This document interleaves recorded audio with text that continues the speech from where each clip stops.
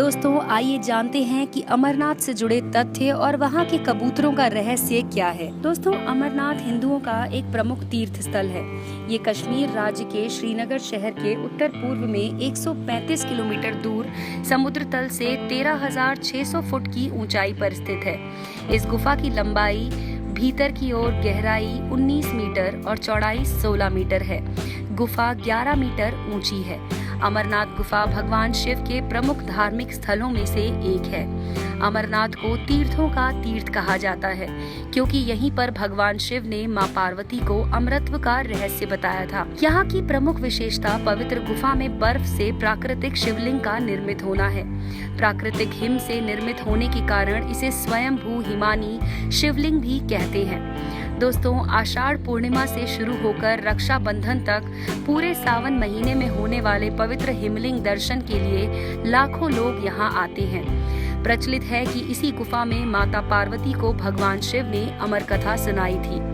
पुराणों में वर्णित है कि एक बार माता पार्वती ने भगवान शिव से पूछा, आप अजर अमर हैं और मुझे हर जन्म के बाद नए स्वरूप में आकर फिर से वर्षों की कठोर तपस्या के बाद आपको प्राप्त करना होता है।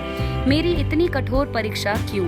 और आपके कंठ में पड़ी ये नरमुंड माला तथा आपके अमर होने का क्या रहस्य है?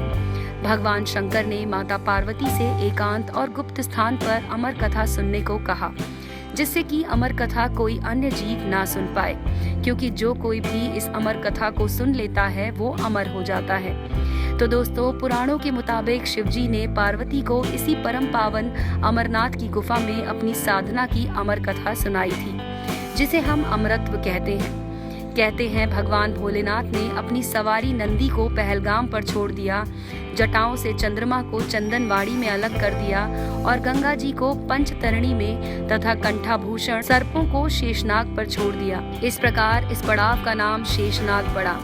अगला पड़ाव गणेश पड़ता है। इस स्थान पर बाबा ने अपने पुत्र गणेश को भी छोड़ दिया था, जिसको महागुणा का पर्वत भी कहा जाता है।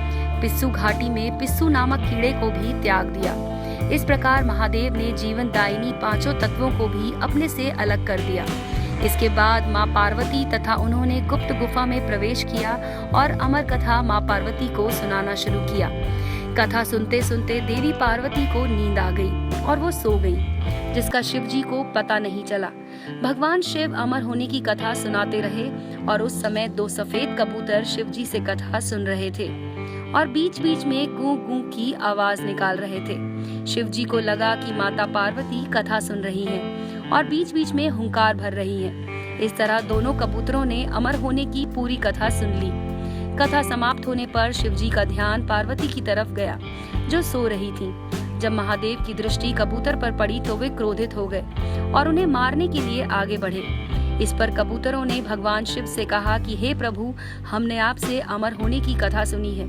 यदि आप हमें मार देंगे तो अमर होने की ये कथा झूठी हो जाएगी। इस पर भगवान शंकर ने कबूतरों को जीवित छोड़ दिया और उन्हें आशीर्वाद दिया कि तुम सदैव इस स्थान पर शिव पार्वती के प्रतीक चिन्ह के रूप में निवास करोगे।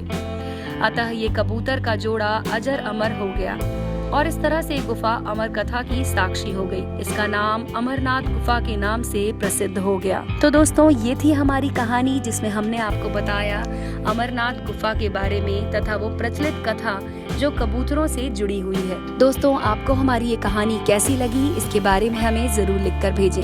आप अपनी राय व सुझाव हमारे वीडियो के कमेंट सेक्शन में लिख सकते हैं। दोस्तों इस वीडियो को लाइक करके अपने दोस्तों के साथ शेयर करना ना भूलें।